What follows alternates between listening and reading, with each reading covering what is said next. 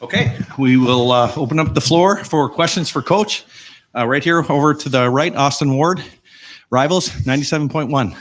Ryan, I know it's a four-quarter game, so you do get credit for figuring out Iowa later on, but what did you think about the offensive execution there for, I don't know, quarter and a half, 2 quarters, especially in the red zone? Yeah, an interesting game when you start off with so many balls and plus territory there. You know, you look at the end of the game, where the score could even been different, but Iowa does a very, very good job up front, and they take away so many things in the middle and force you to really, throw the ball. And, we didn't do as good of a job executing, running the ball early on, but we knew that it was going to take time to crack. It's just the way they are. And so I thought we played really, good football there in the second half, got a good bounce going a little bit.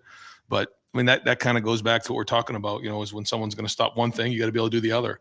And I would have liked to definitely execute it better on offense early in the game, but I think the story is about the defense and how well they played. But good to finally pull away there in the second half. Over to the left, Stephen Means, Cleveland.com. Right, it looked like Jackson tweaked something there, and then we didn't see him come back in the game. Just any updates you have on his he was on a pitch count today, and then once he got to a certain number there, we decided to shut him down. Over here to the right, Dylan Davis, Delaware the Gazette. For an offense that's been humming along like it has, is there something to be said for winning a game like this, where you just kind of had to grind and keep at it, and finally things start opening up? Is there? That's it. I mean, that's I guess not what we're used to here, but that's the reality of it. And certainly the fact that there was 56 points on the board, a big part of that was the defense today. But when you're playing against a really good defense, a top 10 defense, it's not just going to happen all at once. It's not going to be fireworks every series, but I give Noah credit. We were able to put points on the board and keep that momentum going. And we felt like our defense was playing well. And we felt like if we had scored, a few of those touchdowns on there in the red zone, it would have been a different first half. But that's okay. A lot to learn from there and grow. Over to the left, Dan Hope, 11 Warriors. You're Ryan. It seemed like Zach Harrison came out with a lot of energy today. Is that something you noticed too? And just what do you make of the way that he played today? Yeah, I think he was one of a few guys who played with that type of energy. I thought Zach's playing some of his best football right now. And our defensive line, they're playing with an edge. I think you can feel it out there. You can see how fast they're playing. But Zach has really come along. He's practiced really well. I thought his leadership's been good. And I think you guys would agree he's probably playing his best football right now. Over to the right, Bill Landis, Rivals. Ryan, you guys had to burn a couple timeouts down in the short red area on offense. Just in those moments, what's happening? Like, what are you seeing? And then when you're on the sideline talking it out, what are those conversations like? And what did you think of the execution coming out of those moments? Well, I get frustrated with myself first because, there's just so many scenarios you try to go through down there. And we had a bunch of at-bats down there. And it's hard. They do an excellent job in the red zone. Historically, they've done a great job. And, you try to get exactly the right call based on the hash, based on where it is. And certainly in the first half, I think sometimes those timeouts are a little overrated because, typically you don't need them as much as you do in the second half. So when you're down in the red zone, if you have the right play, good. If you don't, I think historically we've decided to take timeouts if we didn't feel like we didn't have a really good look there. One in particular, we had a good play up. It wasn't the look we expected. There was a guy coming off the edge, and we knew we had a bad play called, so we got out of it. Another time, we just wanted to think about it a little bit more. Another time, Jackson, I think the ball was on the ground maybe, and there was a pile up on the ground. And, they rewound the clock at 25, but it went really fast. And so by the time they got it, we looked up, it was like at 12 seconds. And I just didn't feel like at that time we wanted to run a play that wasn't a good play. And, my fault. But I always, in those moments, I know how important those moments are. We know how important those moments are. We always want to get them, on the right call. We work so hard for that, and so mostly I just get frustrated with myself. Over to the left, Bill Rabinowitz, Columbus Dispatch. Ryan, by his standards, CJ had a so-so first half, and he throws the pick on the first play of the second half.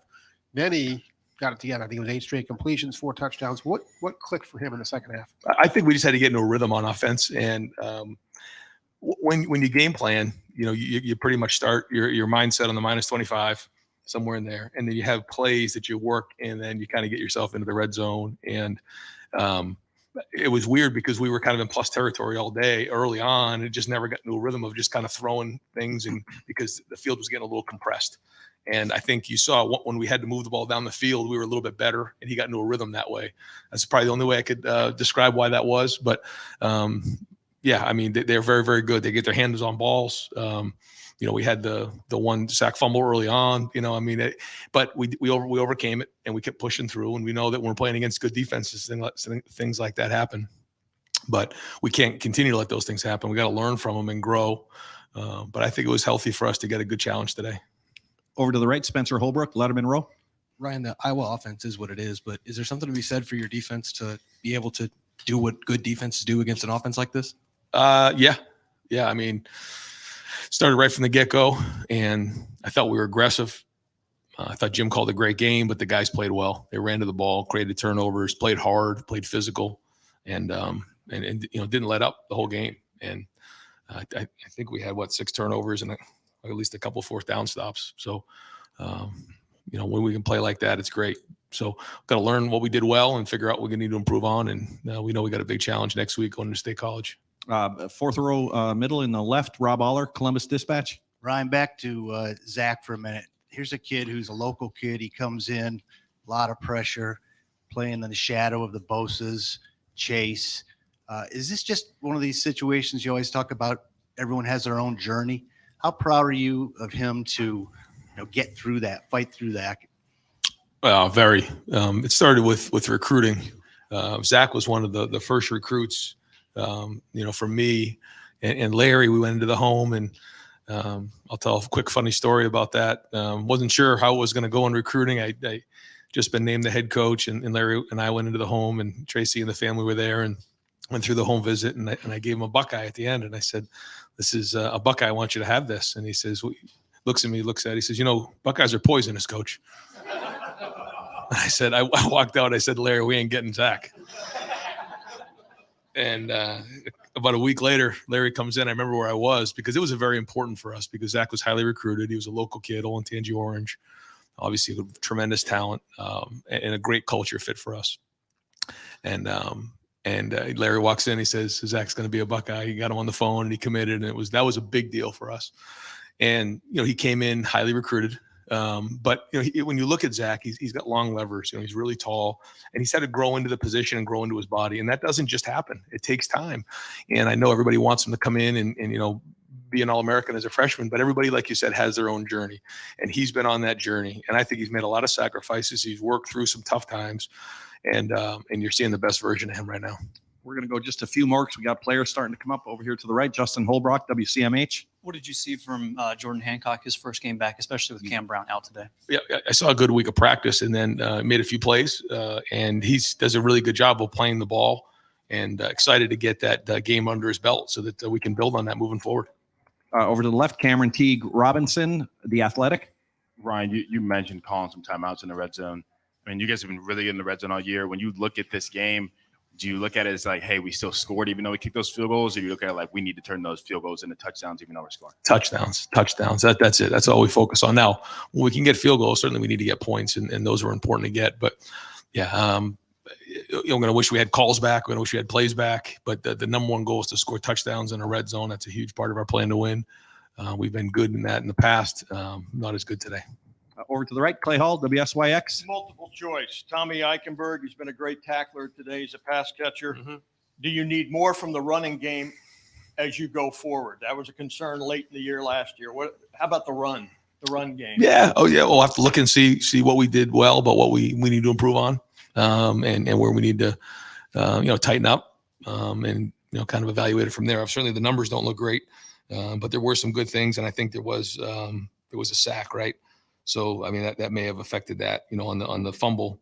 So, again, we'll look at it, assess it, and figure out where it's at. But, we want to be balanced. But are you not concerned because of so much talent in the receiving? I don't know if concern is the right thing, but, we're going to have to go back and figure out how we run the ball better. That's for sure. And figure out how we're going to do that. But that's every week. If I have to throw the ball better, let's figure out how to, score points in a red zone better. That's every week. But to say I'm concerned, I wouldn't say that. But we're going to need better play moving forward. Over to the left, last one on the left, Pat Murphy, 24/7 Sports. Ryan, you touched on some of the turnovers early in the year. You guys weren't getting those. You've now gotten them pretty consecutively, and then obviously the big breakout today. How important is to have that start rolling as you get into this late stretch of the season here? Yeah, it's very important. And like you said, the challenges are going to get bigger and bigger. And so we need, we need balance across the board. We need complementary football. We need special teams. We need everything. We need all of the above. But again, this is a very good team coming in here. They played a team up north really well. It was 20-7 in the fourth quarter. They played Illinois really well. They had the fumble return to go win the game. They called it back, and Illinois kicks the field goal to win the game. Illinois, had a really good year. They played some good teams, and we had a lot of respect for this team coming in, and they played well, especially on defense. And so for us to win like this, it's good, but there's still a lot to improve on and a lot to grow from, like you said. Last two for Coach. We're going to go Nathan Baird, Cleveland.com, and then Tim May, Letterman Row on 3. I just want to clarify, like Jackson came out of the game. It seemed like he was really stretching that leg out. He was talking to medical personnel. So that route was going to be his last route that he ran today. I just wanted to clarify that. And can you talk about, I guess, just were you able to evaluate him enough today as to what you saw from him, how he moved, that sort of thing? I think so. Yeah, I think we'll be able to evaluate it. We'll watch the film and see. But we had about 20 plays. I think he was right in that range. And once he got to that number and that drive, that was it. Right. What's it like to have an offense at your disposal that you're trying to crack that safe first half? I know you call plays you think are going to work. Right. They don't, but you have this passing game that just revved up in the second half. What is it like calling plays for an offense like this if you follow that rep? Because Iowa impressed me as much on defense today as they have all year. That's right. Y'all scored 54. Go ahead. Well, Tommy scored one of those, so we'll give Tommy credit for that one. But no, I think it all went to the defense and the way the defense put the offense in a great position to score. But it was a strange game that way because there were so many turnovers and we were plus territory, just didn't finish the drives. But I don't know how many times we punted. Looked like we punted 3 times. One was at the end, so kind of strange, when you look at it. We didn't have a lot of drives that started like on the 20-yard line and we moved them across the field. But to answer your question, we have great weapons. We have to continue to figure out ways to find that balance. We got to continue to practice well so that we can execute well, because these plays and these matchup games are going to become more and more important. And so the Marge Farrow is going to be tinier and tiny. But you always feel there's something on that sheet that's going to work eventually. Is that the way you personally go into a game like this? That something on that play sheet's going to work? Well, I think, it's like if they're taking this away, then they probably are giving up something here. And they certainly were doing a great job stopping the run. So typically, they have to give up something on the perimeter. And I think we found that there in the third, fourth quarter. Great. Coach, thank you very much. Okay, thank you. All right, folks, we're going to bring in CJ Stroud at the main podium. I'm going to put at the back tables Tanner McAllister, Emeka Abuka, Zach Harrison.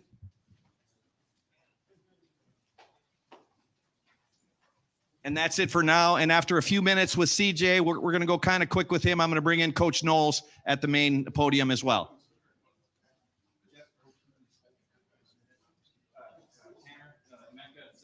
If you guys can grab a table in the back. And it's going to be quick. No, you good. Okay. We'll open up questions for CJ. Front row, Tim May, Letterman Row on 3. CJ, it seemed like a rough start for you guys offensively from a continuity standpoint, but once you got it going. The seam route to Emeka really kind of turned it on. Just what's your recollection of all that? And when you got hot, what did it feel like out there? Yeah, first and foremost, I just want to give all glory and praise to my Lord and Savior, Jesus Christ. It's amazing just to see our fans coming out in all red and just having fun out there. My brothers playing in front of 104,000 is a blessing. So I just got to start with that. But, the first half was kind of weird. I mean, it's tough starting with the ball at like the 30, 40, you know what I'm saying? And it's hard to build a rhythm right there. First half, we just got to execute better. It's good to get that under our belt, though, man, because, the second half of the season is very tough. And you can have games like that where you're not really clicking early on and you got to get it going. So once we got it going, I feel like we became the dynamic offense that we know. I just felt like we were back. You know what I'm saying? We got our little swagger back and felt like we were just clicking again. So, you only take 3-4 bad plays out of the first half, and then my interception, which I count as a bad play. You take those plays away. At the end of the day, I think we had a decent day. Iowa's defense is really good, though. Over to the left, Bill Rabinowitz, Columbus Dispatch. Hey, CJ. How good will it be down the stretch for you to have faced a defense like Iowa's? It's good, especially coming off a bye week. It's hard to go against a veteran defense straight out of a bye. Just getting your rust, getting that rust off from that rest that you get, and then not playing in a week and a half is kind of tough. So it felt good to be back out there again, and we got a lot of good looks from them on them playing physical. And I think up front they did a really good job. Of course, we got to clean some things up on every single part on my part and my O line and things like that. So once we do that, man, I feel like we'll be just fine. Over here to the right, Nathan Baird, Cleveland.com. I'd asked you earlier in the week about just kind of what you expected from Iowa's coverages today. What did you end up seeing? Was it different than what you had expected, different than you had seen before, and how difficult were they to read today? No, they were running a lot of the things that we thought they were. A little more one high, a little more cover three. But we kind of watched them against a couple other teams that threw the ball a lot, and that's what they were doing. So we anticipated that, and I mean, we were just off a little bit. It wasn't like they were controlling us. I mean, at the end of the day, I think we have a offense to where we can run the ball dynamically and throw the ball. So if we can just get that going better, but like I said, it's tough starting from the plus territory in our terms. So just getting that rhythm, trying to get that first completion is kind of hard because it's so tight down there. You know what I mean? So, and they did a good job. Veteran D-line, veteran linebackers, DBs did a good job about keeping everything in front of them early on. And once we kind of broke their zones and started stretching them out more, we started playing better.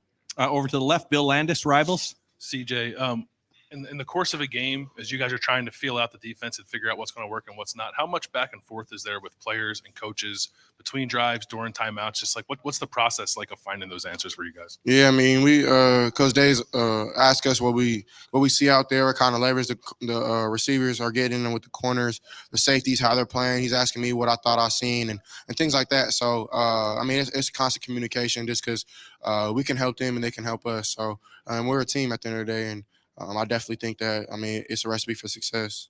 Over to the right here, Clay Hall, WSYX. Yeah, CJ, the ball you threw to Fleming, is that as good as it gets right there in terms of pinpointing the space it had to get into? And is he, I know you don't rate the receivers, but he came here with as much, acclaim as anybody, right? Right, yeah. I mean, his hard work, I spoke on it before, and his hard work that he's put in, man, the sacrifice he's made to cut off distractions in his life and things like that, I mean, it just shows you that it pays off in the long run. And I'm super proud of him, man. He ran a great route on that, a big boy post, and I try to just give him a chance and let him go get it. So I definitely think that's high execution right there, and we got to bottle that up and do that again. Yeah, I'm super proud of him. Marvin played his ass off. Of course, Mecca did as well. Cade, our tight ends. Mitch had a touchdown. Super happy for him. Running backs did well, but my O-line did well ultimately, and we gotta just execute better on little things. So once we get that done, I think we'll play a lot better. Nah, I would never tell y'all the name of our play. That's just not smart. Final two questions over here for CJ. Dylan Davis, Delaware Gazette. That pick to start the second half, was there a little bit of frustration there? Was that something you tried to force, trying to make something happen there? I guess, what did you see on that play, or what didn't you see on that play? Yeah, I mean, the look that we had the throw. It wasn't supposed to necessarily go to Julian. I got a little pressure, and I couldn't step into to the throw I wanted to make. So I went to my second read, and he came in there.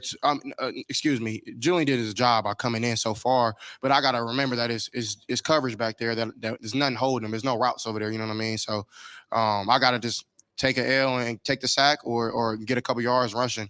So, I mean, that's me. I just try to make a play happen. You know what I'm saying? And Coach Day and my brothers, they don't ever look at me and second guess me because they know right when we got the ball back again, I mean, we went down there and had about 4 dynamic plays. So it's all about this next play and not thinking about the pass.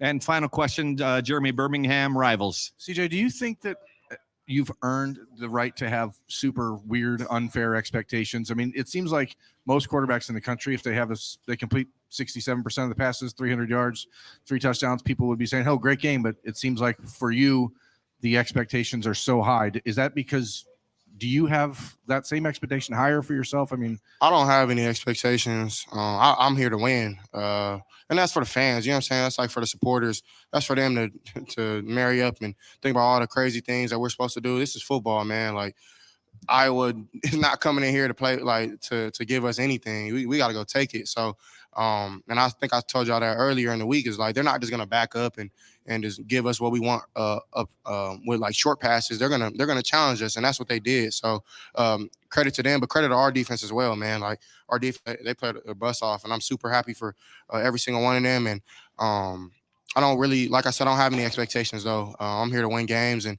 if that means that I don't hold up to what everybody else think, then so be it. But I think I played well. You take away 2 bad throws and maybe 3, and everybody's gonna be different. You know what I'm saying? So you can't ride the highs, you can't ride the lows. You gotta stay steady head and listen to what's in your huddle. You know what I'm saying? So I think that's what I'm on.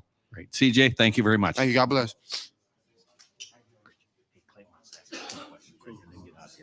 All right, folks, we're gonna bring in Coach Knowles here at the main podium, and I'm gonna send Tommy Eichenberg to the open table in the back.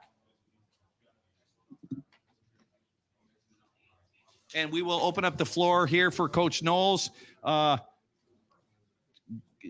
Griffin, raise your hand if you don't mind. Yep, right there. Griffin Strom, 11 Warriors. Yeah, Coach, the impact of just so many big plays, obviously the 6 turnovers, turning them over on downs as well a few times, I think 5 or 6 sacks, something like that. How much did the defense feed off of those huge plays, especially the first snap of the game for them being that interception by Tanner?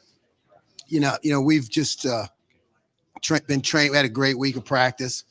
I thought the guys were fresh, they were fast and opportunistic, and we've been training for this. And that's what I tell them. It's one series at a time, and we expect these good things to happen by the way we've trained and we played.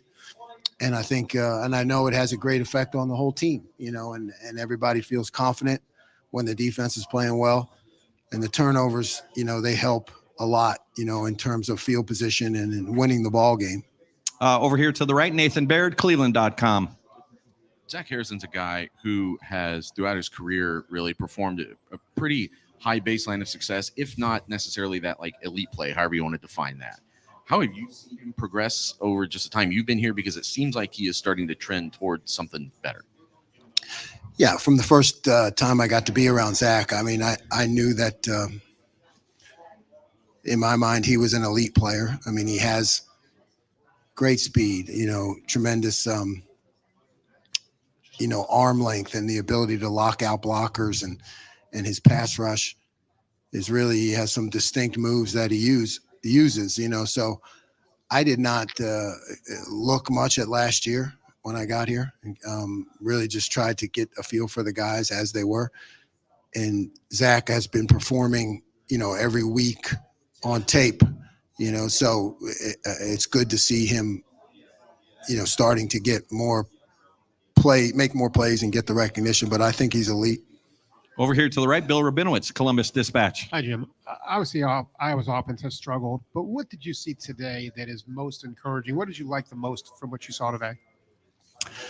I liked, again, it continues to me to be our run fits, right? The ability to stop the run comes first. Until that last play with the 2s, I thought all of our fits were strong. We're in the right place. We're able to do some things with multiplicity, and guys understand, they know where the ball is going to go, and they show up. So it starts there with the run fits to me. And then I thought some of our disguises were better, some of our reads on routes, as you saw, that result in interceptions. So I like the way our back end is getting a feel for the different coverages that we implement.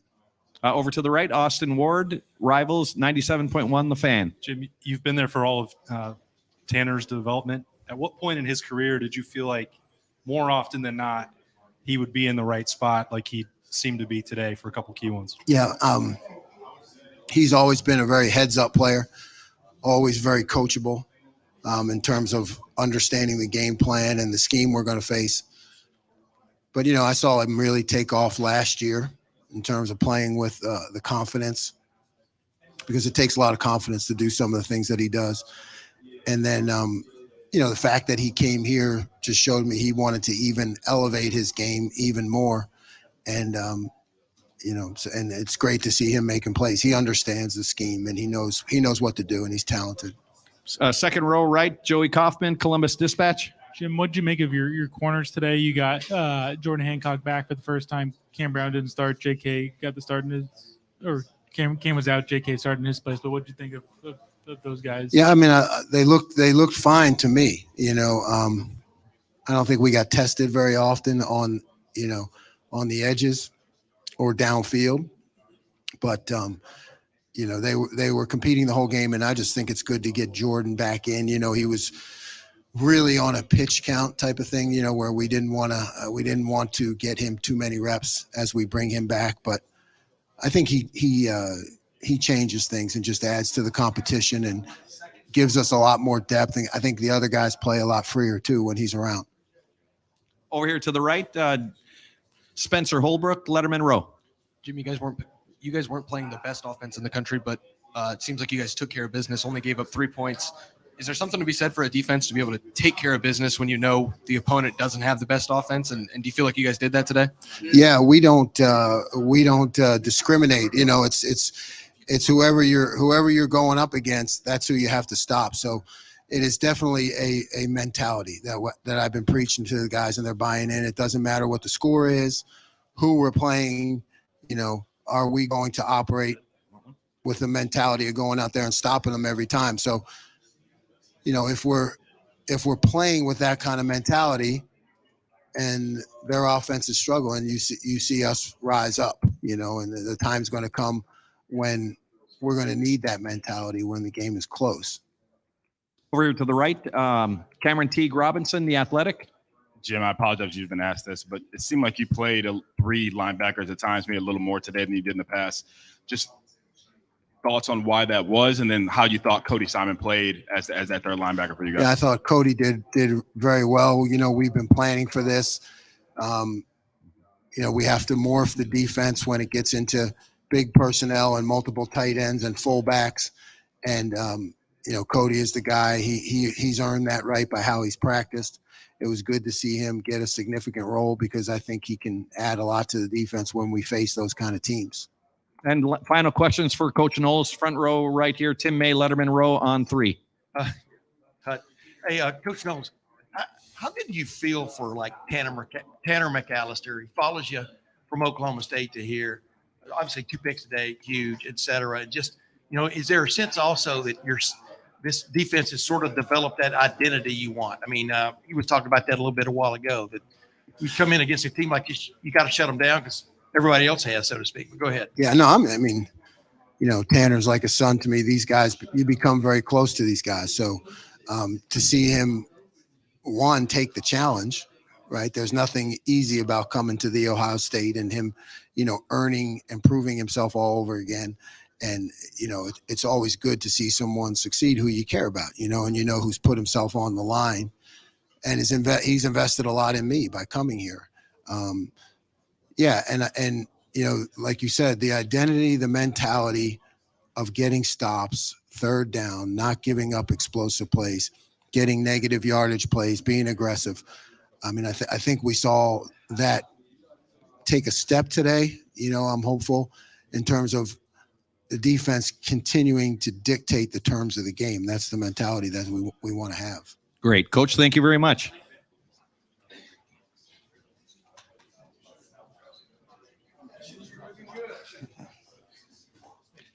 You betcha. Thank you. And we're going to start to wrap up in the back there, folks.